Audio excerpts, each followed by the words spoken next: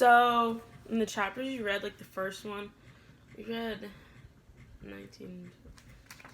What chapter is this? 22. 22. I can't. Roman numerals messed me up. Anyway, so Jane stayed at Gateshed, like, the place where her was for like a month. She was like helping her cousins. Like, she, Georgiana, whatever, like went off with some rich man. But she stayed to like help Eliza and stuff, so she stayed there for a month. And then she comes back to town, but like instead of taking a carriage, like, they would like announce her arrival. She like, would basically like she walked there, and then basically she's trying to like sneak in, be a little sly. And at this time, she also thinks that Mr. Rochester's in London because that's like she thinks he's in London making wedding preparations. Just Miss Fairfax told her that. She's like walking up to the house, but she sees him, and the homeboy's like writing or whatever. I don't even know. So then basically they talk or whatever, and then they're like conversation. This is the only important part of it that I really took away. She has like this mic drop moment where she's like, I'm gonna read it to you because it was literally amazing. She's like, I'm strangely glad to get back again to you, and wherever you are is my home, my only home. Say less.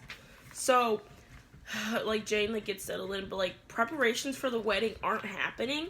So, like, this leads Jane to think that, like, the wedding got called off. But, like, she's like, I'd be foolish to, like, think that, like, the wedding's got off because, like, he would never choose me. Blah, blah, blah, blah. Not recognized as the bad bee she is. And then Jane is, like, wandering around. And she stumbles upon Mr. Rochester because she recognizes the scent of his cigar or whatever. And then, basically, they're talking. And he's like, okay, so, like, you need to go because I'm getting married. Like, you're gonna go to Ireland, I'm gonna get married, like, it's a whole thing. And Jane's like, she's like, what? Like, what do you mean? Like, she's so emotional about it. She's like, what do you mean? Like, that's so far away from me. Like, I can't do this.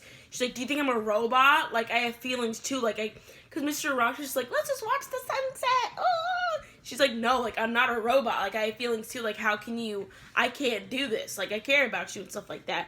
And then finally,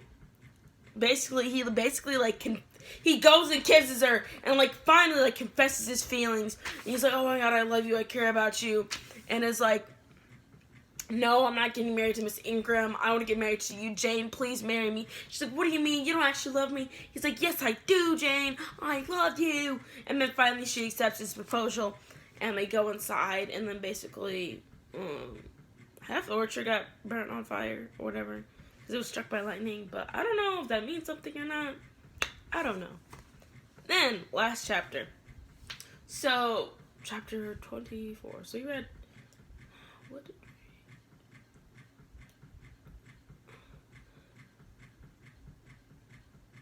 22, 23, 24. I'm so sorry. I just forgot what we read. So basically, when I tell you, Jane is on cloud 9. She's living her best life. She's happy. She finally is like, oh, I don't see myself as plain anymore. Like, when she looks at her face, she's like, I don't see my face as plain anymore. Like, there's hope. I looked at my face in the glass and felt it was no longer plain. There was hope in its aspect and life in its color. And my eyes seemed if they had beheld the fruit of fruition and barred the beams of the lustrous ripple. So basically, Jane is like, doesn't see herself as plain anymore. Like, she's living her best life. Like, she's wearing like a nice like little sundress thing. Back for their time, I don't really know, but she's living her best life. So then she, like, goes down to breakfast. She talks to Mr. Rochester about the wedding. Like, Jane doesn't want, like, all the flashes, like, all the really nice dresses and gowns. And, like, Mr. Rochester's like, I'm gonna, like, drip you in, like, the finest silks and riches and jewels. And she's like, I don't want that. I don't want that. And he's like, okay. He's like, okay. But then, he finds out, like, we find out, like, the reason why he, like, basically was, like, saying he was gonna get married to, like, Miss Ingram was to basically make Jane jealous and fall madly in love with him. And then, Jane goes back out, and then Miss Fairfax tells her to, like, I didn't really like this part. Miss Fairfax was kind of mean. But she was kind of, like, trying to look out for Jane, and she was like, okay, like, you need to keep your guard up around Mr. Rochester, like, you know, like he doesn't really know how to love or whatever, or care about people, because she like saw Jane and Mr. Rochester the night before, like coming in together and stuff like that, and like they kissed or whatever. Like, oh my gosh, it was the whole thing. Whatever, which Jane was kind of annoyed by. She's like, like, how can you call me out on that? And then basically they go into town, and then like originally supposed to get sick. They basically get some dresses or whatever, like 2 dresses or whatever, so like some 2 days dresses. They go back to town. Also, Adele, I'm gonna call her Adele, went with them. Oh my gosh, backtrack. So like when they're about to leave, Jane is kind of moody. He's like, "What's wrong?" And she's like, "Nothing, nothing's wrong." This is the OG. I'm fine. But then she's like, "No, like I just want Adele to come, or whatever." But whatever. So then basically on the way back home, Jane tells Mr. Rochester, because he asked her, "Hey, like let's go. Like, will you dine with me?" She's like, "No." Like she's like, "I'm gonna stay out of your way. Like we're gonna keep the same schedule. Basically, it's like meeting in the evening and talking, but like we're not gonna like change things up. Things are gonna stay the same." And then basically, Jane, in the evenings, and then one day, basically, Mr. Rochester, I said that like in one of them, and basically he sings her kind of like a love song.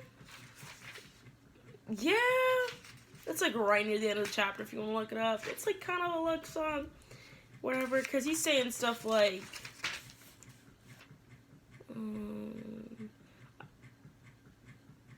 yeah, it's kind of like a love song, love poem, or whatever. And then on the piano, and then like things are like, as time goes on, like Miss Fairfax isn't worried about Jane anymore, because in the beginning she was like, Jane, guard your heart, like against Mr. Rochester, and like now she's not worried. And basically at the end of it's basically like Miss Jane going on like, I love him so much, like he's my whole world, like, yeah, basically that's how it ends, on her being like, he's my whole world, I love him, my future husband is my everything, my future husband is my hero, literally, like that's basically what it is. Okay, so I think that's it, Maggie. Let me know if like you're confused on anything or whatever. I'd also maybe just like look up chapter summaries, or like, I don't know, write anything down. Maybe it'll help you remember or whatever. I don't know. Bye.